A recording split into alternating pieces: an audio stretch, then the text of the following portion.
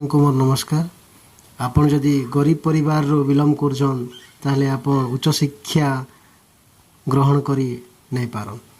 आपण जते भल स्टूडेंट भी हेतो ना कहीं कि आपणकर पाखर जदि पैसा नहीं आपण पाठ पढ़ी पारिबे नहीं। कारण ओडिशा सरकार गरीब छात्र छात्री को केते सुविधा करछन आसन जन्मा। आपण माने समस्ते जानिथिबे 2020 आग वर्ष सुद्धा B.ed कोर्स रे 2000 पोस्ट ओडिशा सरकार तरफ बाहरुला, जेनटा कि 2021 रु 900 पोस्ट बाहरुचे। सेति मध्य 200 रेगुलर एवं 700 सेल्फ फाइनाल। तो 2000 पोस्ट रु 900 पोस्ट हेबार कारण कना हम सेटा प्रथम पहला जानबार अछि। ओडिशा रे जते भी B.ed कॉलेज थिला सेति रे B.ed करतवा स्टूडेंट मान को पाठ पढ़ाबार सुविधा नहीं बोली करी B.ed कॉलेज सब गवर्नमेंट बैन कर देला। तो B.ed कॉलेज रे सुविधा नहीं थिबार स्टूडेंट माने काना भूल कले,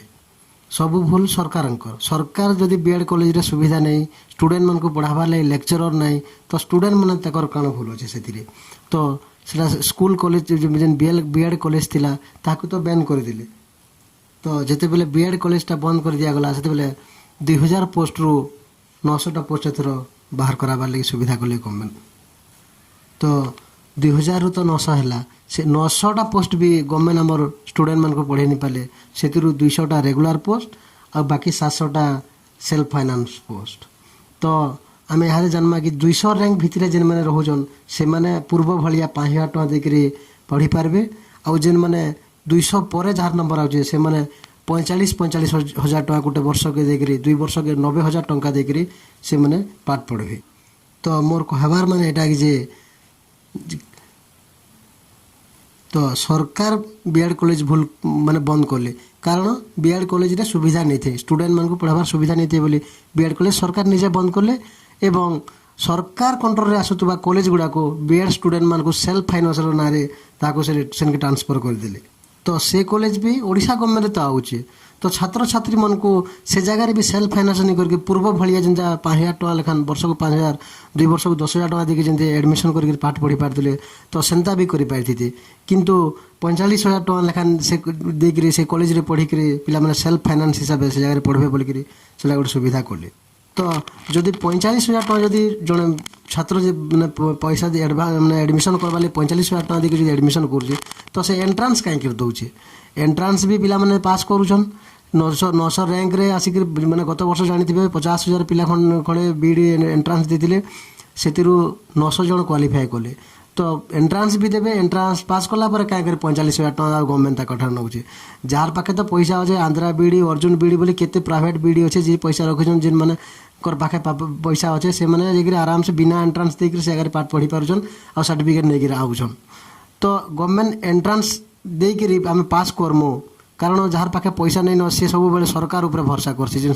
जेन स्टूडेंट रो पाखे पैसा नहीं थे ताकर बापा माँ गरीबी प्रॉब्लम थिबा सी सरकार ऊपर भरोसा करी नाई मुई किछि मेहनत करमी एंट्रेंस पास करमी आउ सरकार थर मागणा रे मुई विद्या ग्रहण कर पारमी बोली गरीब माने सब बेले चाहसन। तो एंट्रेंस पास कला परे भी 45,000 टका देबार लागि पड़ुछे। वर्तमान आपण जानिथिबे 2021 मसिया रे जेते बेले B.ed एंट्रेंस रो पास होकर जो रिजल्ट बाहरी 3 सिलेक्शन होता आप जानते। कारण काना कि फास्ट सिलेक्शन तो 900 जन एंट्रेंस पास क्वालिफाई हो बोलिक मेरिट लिस्ट बाहर करते जो एडमिशन टाइम आसला से अधा पिलांकर पाखे पैसा नहीं थे, हाराहारी 50% पिलांकर पाखे पैसा नहीं थे जार फल कि से माने एडमिशन कर नहीं पारे। तो पुणी सेकेंड सिलेक्शन बाहरला। कारण आमर ओडिशा सरकार के 900 पोस्ट पूरा करवार थिला। सेकेंड सिलेक्शन रे बाहरला सेथिरे भी ठीक सेंता जहार पाखे पैसा थिला से एडमिशन करला, जहार पाखे पैसा नहीं थे से पिला एडमिशन करी नहीं पारला। ता पड़े थर्ड सिलेक्शन बाहरला। आगे थर्ड सिलेक्शन पर जाए माने आमर ओडिशा सरकार 900 सीट पूरा हो पारला। तो मोर कहबार माने एटा कि जे फास्ट सिलेक्शन रे जेन पिला माने पास करथिले से मनकर पाखे किछि ना किछि गुटे योग्यता थिला बोले आगे से माने 50,000 स्टूडेंट रो 900 रैंक भितरे से माने रखी कर जगह पाइथिले।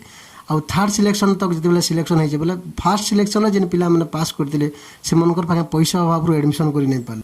तो फास्ट सिलेक्शन जेन स्टूडेंट माने आसिथिले ताकर पाखे किछि गुटे भल योग्यता थिला जेनटा कि ବର୍ତ୍ତମାନ ଗୋଟେ ପିଲା କି ଆପଣ ଦେଖିଥିବେ ମୁଇଁ କାଲି ଗୋଟେ ମେଡ଼ିକାଲରେ ଦେଖିଲି ଗୋଟେ ପିଲା ମେଡ଼ିସିନ ଦୋକାନରେ କାମ କରୁଛି ସେ ଗତ ବର୍ଷ B.edରେ କ୍ୱାଲିଫାଏ କରିଥିଲା ତାଙ୍କର ପାଖେ ପଇସା ନେଇଥାଏ ବୋଲି ସେ ଆଜି ଗୋଟେ ମେଡ଼ିସିନ ଦୋକାନରେ କାମ କରୁଛନ୍ ଆଉ ଯଦି ଏଇଟା ବି ଓଡ଼ିଶା ଗଭର୍ଣ୍ଣମେଣ୍ଟକେ ବି ଏଇଟା ବହୁତ ଦୁଃଖ ହେବାର କଥା କାରଣ ସେ ଗୋଟେ ବହୁତ ଭଲ ଷ୍ଟୁଡେଣ୍ଟ ଗୋଟେକେ ମିସ୍ କରିଛନ୍ ଆର୍ ଭବିଷ୍ୟତରେ ବହୁତ ଭଲ ଟିଚର ଗୋଟେକେ ମିସ୍ କରିଦେଇଛନ୍ ତ ଏଇଟାର କାରଣ ହେଉଛି ସେଲ୍ଫ ଫାଇନାନ୍ସ। ତ ଆପଣ ଜାଣିଥିବେ ଗତ ବର୍ଷ ଲକଡାଉନ୍ ଟାଇମ୍ରେ ହର ଗଭର୍ଣ୍ଣମେଣ୍ଟ ଜବ୍ ଯେନ୍ମାନେ ଯେତେ ଲୋକ ଗଭର୍ଣ୍ଣମେଣ୍ଟ ଜବ୍ କରୁଛନ୍ ପ୍ଲସ୍ ଭତ୍ତା ଯେନ୍ମାନେ ପାଉଛନ୍ ପ୍ଲସ୍ ରେସନ୍ ଗରିବୀ ରେସନ୍ ଅଲ୍ ଇନ୍ ଅଲ୍ ସବୁଥିରେ ଗତ ବର୍ଷ ଲକଡାଉନ୍ ଟାଇମ୍ରେ ମାର୍ଚ୍ଚ ଏପ୍ରିଲରେ ଗଭର୍ଣ୍ଣମେଣ୍ଟ ସମସ୍ତଙ୍କୁ 3 ମାସର ଆଡ଼ଭାନ୍ସ ଦେଇଥିଲା ଦରମା ଯେନ୍ମାନେ ପାଉଛନ୍ ଦରମା ପାଇଛନ୍ ରେସନ୍ ଯେନ୍ମାନେ ପାଇଛନ୍ ରେସନ୍ ପାଇଛନ୍ ଭତ୍ତା ଯେନ୍ମାନେ ପାଉଛନ୍ ଭତ୍ତା ପାଉଛନ୍ ତ ଗଭର୍ଣ୍ଣମେଣ୍ଟ ଏତେ ସବୁ ପଇସା ସେମାନେ ଦେଶର ଲାଗି ଲଗେଇ ପାରୁଛନ୍ ତ ଦେଶର ଭବିଷ୍ୟତ ଯେନ୍ତା ଛାତ୍ରଛାତ୍ରୀ ତାକର ଲାଗି ଟିକେ କାଣା ହେଲ୍ପ କରି ନି ପାରନ୍ ସେମାନଙ୍କ ପାଖେ ହେତ୍କି ବି ତାମାନେ ଆମର ସରକାର ଏତେ ବି ଭିକାରୀ ଗରିବ ହେଇଯାଇଛନ୍ ଯେ ଛାତ୍ରଛାତ୍ରୀ ମାନେ ଦେଶକେ ଯେନ୍ମାନେ ଏତେ ଟଙ୍କା ମାନେ 3 ମାସ ଆଗରୁ ତମେ ପଇସା ଦେଇକି ଦରମା ଦେଇପାରୁଛନ୍ ମାନେ 3 ମାସ ଆଗରୁ ଆଡ଼ଭାନ୍ସ ରେସନ୍ ଦେଇପାରୁଛନ୍ 3 ମାସ ଆଗରୁ 3 ମାସର ଭତ୍ତା ଦେଇପାରୁଛନ୍ ତ ଛାତ୍ରଛାତ୍ରୀକେ ପଢ଼ାବାର ଲାଗି ତାଙ୍କର ପାଖେ 2 ବର୍ଷକେ ପଢ଼ାବାର ଲାଗି ମାନେ 90 ହଜାର ଟଙ୍କା ନେବାର କାଣା ଦରକାର ଅଛି ସେଲ୍ଫ ଫାଇନାନ୍ସର ନାଁଟେ କାହିଁକି ଆଣୁଛନ୍ ଆଉ ଯଦି ବି ସେଲ୍ଫ ଫାଇନାନ୍ସରେ ଯଦି ଆସିଲା ବି ହଁ ଯଦି କେନ୍ ପ୍ରାଇଭେଟ୍ କଲେଜରେ ଗଭର୍ଣ୍ଣମେଣ୍ଟ ଯଦି ଆମର ସରକାର ଯଦି ସୁବିଧା କରିଛି କି ପ୍ରାଇଭେଟ୍ କଲେଜରେ ପିଲା ପଢ଼ବା ଆଉ ତା ସାରା ସେଲ୍ଫ ଫାଇନାନ୍ସ ବୋଲି କହିଥିଲେ ବି ଏଇଟା ପଢ଼ୁଛନ୍ ବି ଗଭର୍ଣ୍ଣମେଣ୍ଟ କଲେଜରେ ବି ପଢ଼ଉଛନ୍ କିନ୍ତୁ ସେଲ୍ଫ ଫାଇନାନ୍ସ ନାଁ ଟେକି ଦେଇକରି ପିଲାମାନଙ୍କୁ 45,000 ଟଙ୍କା ନେଉଛନ୍ ଯାହାର ପାଖେ ପଇସା ଅଛି ସେ ଆଡ଼ମିସନ୍ କରୁଛେ ଯାହାର ପାଖେ ପଇସା ନେଇ ନ ସେ ଆଡ଼ମିସନ୍ କରି ନେଇ ପାରବା ଯାହାଫଳରେ କି ଗରିବ ମାନଙ୍କୁ ଆଜ୍ଞା ଏଇଟା ବହୁତ ବାଧୁଛି କାରଣ ଯେନ୍ ପିଲା ଯାହାର ପାଖେ ପଇସା ନେଇ ନ ସେ ଆଡ଼ମିସନ୍ କରବା ଲାଗି ତାହାକେ ବହୁତ ଅସୁବିଧା ହେଇଯାଉଛି ଯେନ୍ଟା ଫଳରେ କି ଯେ ତାର ସ୍ୱପ୍ନ ହେଇକି ରହୁଛି କି ଭଲ B.ed କୋର୍ସଟେ କରମି ଆଉ ଗୋଟେ ଟିଚର ହେମି ସେ ଗୋଟେ ଭଲ ଶିକ୍ଷକଟେ ହେଇକରି ଛାତ୍ରଛାତ୍ରୀମାନଙ୍କୁ ମୋର ଶିକ୍ଷା ପ୍ରଦାନ କରମି ବୋଲି ଯେ ଚାହୁଁଥିବା ସେଇଟା ସେ କରିପାରିବା ତାର ସ୍ୱପ୍ନ ହେଇକି ରହିଯାଉଛି। ଆପଣ ଜାଣିଥିବେ ଆଜ୍ଞା 700ଟା ଷ୍ଟୁଡେଣ୍ଟକେ 45,000 ଟଙ୍କା ପର ଇୟର୍ସ ହେଲେ 2 ବର୍ଷକୁ 90,000 ଟଙ୍କା ହେଉଛି ଆଉ 90,000 ଟଙ୍କା ହିସାବରେ 700ଟା ଷ୍ଟୁଡେଣ୍ଟକେ ହାରାହାରି 6.5ରୁ 7 କୋଟି ଟଙ୍କା ହେଇଯାଉଛେ 2 ବର୍ଷକେ ତ ଆମର ଓଡ଼ିଶାରେ ଯେତେ ଟିଚର ବି ଅଛନ୍ ତାକୁ ଯେତିକି ଦରମା ଦେଉଛନ୍ ଗଭର୍ଣ୍ଣମେଣ୍ଟ ତାଙ୍କର 5% ଯଦି ବି ଡୋନେସନ୍ ହିସାବରେ ମାଗିଥିତେ କି ମୋର ପାଖେ ଶିକ୍ଷକମାନଙ୍କୁ ପଢ଼ାବାର ଲାଗି ଯେନ୍ଟାକି B.ed ଷ୍ଟୁଡେଣ୍ଟକୁ ଶିକ୍ଷକ ହିସାବରେ ଗ୍ରହଣ କରିଦେଉଛି ଗଭର୍ଣ୍ଣମେଣ୍ଟ ତ ଯେନ୍ B.ed ଷ୍ଟୁଡେଣ୍ଟମାନଙ୍କୁ ପଢ଼ାବାର ଲାଗି ମୋର ପାଖେ ପଇସା ନେଇନ ତ ଆପଣମାନଙ୍କର ଦରମାରୁ ବି 5% ହିସାବରେ ଯଦି କାଟିଥିଲେ ବି ସେ ଶିକ୍ଷକ ଯେନ୍ମାନେ ମାସି ଯେତିକି ଦରମା ପାଉଛନ୍ ଆମର ଅଲ୍ ଓଡ଼ିଶା ଟିଚର ମାନେ ସବୁ ମିଶିକରି ତାଙ୍କର 5% ଦରମା କାଟିଥିଲେ ବି 6 କୋଟି ଟଙ୍କାର ବେଶୀ ହେଇଥିବା ବୋଲି ମୋର ଗୋଟେ ଟାର୍ଗେଟ୍ ଅଛି ଆଜ୍ଞା। ଯଦି ବି ନାଇଁ ଟିଚର ମାନେ ସେମାନେ 5% ହିସା ତାଙ୍କର କାହିଁକି ଦେବେ ବୋଲି ଭାବୁଛନ୍ ତ ଆମର ଓଡ଼ିଶାରେ ମିନିମମ୍ 5 କୋଟି ଲୋକ ଅଛନ୍ ଆଜ୍ଞା 5 କୋଟି ଲୋକରୁ 2 କୋଟି ଲୋକର ହେଲେ ବ୍ୟାଙ୍କ ଆକାଉଣ୍ଟ ଥିବ ଆଜ୍ଞା ବେଶୀ ଛାଡ଼ 2 କୋଟି ଲୋକକେ ଆଜ୍ଞା ଆମେ ଯଦି ଭାବମା ବୋଲେ 2 କୋଟି ଲୋକର ଆକାଉଣ୍ଟ ବାଧ୍ୟ ଥିବା ଆଉ 2 କୋଟି ଲୋକରେ କି ଆଜ୍ଞା ରିକ୍ୱେଷ୍ଟ ଗଭର୍ଣ୍ଣମେଣ୍ଟ ଯଦି ଚାହିଁଲା ବେଲେ ସବୁ ହେବ ଆମର ଏଜୁକେସନ୍ ମିନିଷ୍ଟର ଯେନ୍ ଅଛନ୍ ଆଜ୍ଞା ଆମର ଶିକ୍ଷା ମନ୍ତ୍ରୀ ସେମାନେ କହିତେ କି ଆମେ ପିଲାଙ୍କୁ ପଢ଼ାବାର ଲାଗି ଆମର ପାଖେ ପଇସା ନେଇନ ଆମର ଓଡ଼ିଶା ଦେଶବାସୀମାନଙ୍କୁ ମୋର ରିକ୍ୱେଷ୍ଟ କି ଆପଣ ଯଦି ଫର୍ ଆକାଉଣ୍ଟ 7 ଟଙ୍କା ଲେଖାଏଁ ଯଦି ବି କାଟିଥିଲେ ବେଲେ ବି ଆଜ୍ଞା ଆପଣଙ୍କ ପାଖେ 7 କୋଟିରୁ ଅଧିକ ଟଙ୍କା ହେଇଯିତା ଯେନ୍ଟାକି ଆଜି ଯେନ୍ ଗରିବ ପିଲାମାନେ ଆଡ଼ମିସନ୍ ନେଇ କରିପାରିବାର B.ed ପାଇଛନ୍ କିନ୍ତୁ ଆଡ଼ମିସନ୍ କରିନିପାରି ସେମାନଙ୍କୁ ଅସୁବିଧା ହେଇନିଥିତା ସେମାନେ ଟିକେ କିଛି ଶିକ୍ଷା ପାଇପାରିଥିତେ ଆଉ ଆଗକେ ପଢ଼ିକରି ଭଲ ପଢ଼ିକରି ଆଗକେ ଭଲ ଶିକ୍ଷା ପ୍ରଦାନ କରିପାରିଥିତେ ଗୋଟେ ଟିଚର ହେଇକରି ତ ମୋର କହିବାର ମାନେ ଏଇଟା ଯେ ଆଜ୍ଞା କି ଆମେ କେତେ ପ୍ରକାର କେତେ ଆଡ଼େ ଖର୍ଚ୍ଚ କରିଦେଉଛନ୍ତି ପଇସା ଡେଲି ଆପଣ 7 ଦିନ 8 ଦିନ ଦେଖୁଥିବେ ବ୍ୟାଙ୍କରୁ ଆମକୁ ଗୋଟେ ନ୍ୟୁଜ୍ ଆସେ କି ଆପଣ ଟ୍ରାନ୍ସଲେସନ୍ ଯୋଗୁଁ କି କୌଣସି ପ୍ରୋବ୍ଲେମ୍ ଯୋଗୁଁ ଆପଣ ଆକାଉଣ୍ଟରୁ 6 ଟଙ୍କା 7 ଟଙ୍କା କାଟି ଦିଆଯାଇଛି ବୋଲି ମେସେଜ୍ ଆଉଛି ତ 7 ଟଙ୍କା ଗୋଟେ ଓଡ଼ିଶାବାସୀକୁ ସମସ୍ତଙ୍କୁ କହୁଛେ ଆମେ ସମସ୍ତେ ଦେଇପାରିଥିତେ ଯଦି ଓଡ଼ିଶା ସରକାର ପାଖେ ପଇସା ନାହିଁ ତା ଯଦି ମାଗିଥିତେ କି ଆମର ପାଖେ ଯଦି ପଇସା ନେଇ ନ ପଢ଼ାବାର ଲାଗି ଛୁଆକୁ ତ 7 ଟଙ୍କା 8 ଟଙ୍କା ଲେଖାଏଁ ଦିନ ବଜାରେ ସବୁ ଗୋଟେ 2 କରୋଡ଼ ଆକାଉଣ୍ଟକେ 7 ଟଙ୍କା ଲେଖାଏଁ ଦେଇଥିଲେ ବି 7 କୋଟି ଟଙ୍କା ହେଉଛି ଯେନ୍ଟାକି 2 ବର୍ଷ B.ed କରବାର ଲାଗି 6.5ରୁ 7 କୋଟି ଟଙ୍କା ଦରକାର ପଡ଼ୁଥିଲା ସେଟା ଆରାମସେ ଲୋକଙ୍କ ଠାରୁ ସେ ଆମର ଶିକ୍ଷାମନ୍ତ୍ରୀ ନେଇକରି ପିଲାମାନଙ୍କୁ ସବୁ ଯେନ୍ମାନେ ଏଣ୍ଟ୍ରାନ୍ସ ପାସ୍ କରିଛନ୍ ସେମାନଙ୍କୁ ଭଲସେ ଶିକ୍ଷା ପ୍ରଦାନ କରିପାରିଥିତେ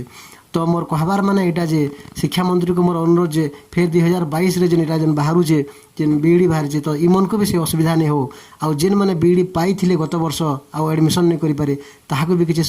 ମାନେ ସୁବିଧା କରୁନ୍ ଯେନ୍ଟାକି ବହୁତ ସୁବିଧା ହେଇପାର ଷ୍ଟୁଡେଣ୍ଟମାନଙ୍କର ଲାଗି ଯେନ୍ଟାକି ପଇସାର ଲାଗି ସେମାନେ ପାଠ ଛାଡ଼ି ନେଇ ଦେବାର ପଡ଼ୁଥିବାର କଥା ମୋର ଶିକ୍ଷାମନ୍ତ୍ରୀ ଆଉ ଆମର ଓଡ଼ିଶାର ମୁଖ୍ୟମନ୍ତ୍ରୀ ନବୀନ ପଟ୍ଟନାୟକଙ୍କୁ ମୋର ଅନୁରୋଧ ଯେ ଆପଣ କେତେ ଆଡ଼େ କୋଟି କୋଟି ଟଙ୍କା ଇନଭେଷ୍ଟ କରୁଛନ୍ ତ ସେଥିରୁ କିଛି ଅଂଶ ଆପଣ କିଛି परसेंट बाहर करी भी आपन को शिक्षा आड़े आपन केबे भी पिलांकर आड़ू किछि नै टाणुन जेनटा कि पिला मन को प्रॉब्लम होचे। तो मोर अनुरोध जे छात्र छात्री होचे आम देशर भविष्य बोलिकी आम खाली कथारे कहले नहीं हुए आज्ञा सेटा आमको प्रमाण देखाबार अच्छे कि आम छात्र छात्री मन को सपोर्ट करूँ जहाँकि पैसार प्रोब्लेम लगी से मैंने पाठ छाड़बार कथा नहीं पढ़वा पड़ुवा कथा। तो शिक्षा मंत्री को मोर एति गोटे अनुरोध जे किछि गोटे सुविधा करूँ जेनटा कि छात्र छात्री मैंने पैसार प्रोब्लेम जो से मैंने आउ किसी विपदर सम्मुखीन नहीं होता कथा ताको विद्यार प्रोब्लेम नहीं होता कथा। तो ये वीडियो आके शेयर करूँ ये वीडियो मोर भल लगे बोले सब्सक्राइब करूँ आ वीडियो बहुत शेयर करूँ जेनटा कि मोर वीडियोटा शिक्षा मंत्री तक आम ओडिशा शिक्षा मंत्री तक पहुँचबार अच्छे आ वीडियो भल लगला बोले लाइक करूँ सब्सक्राइब करूँ। धन्यवाद नमस्कार।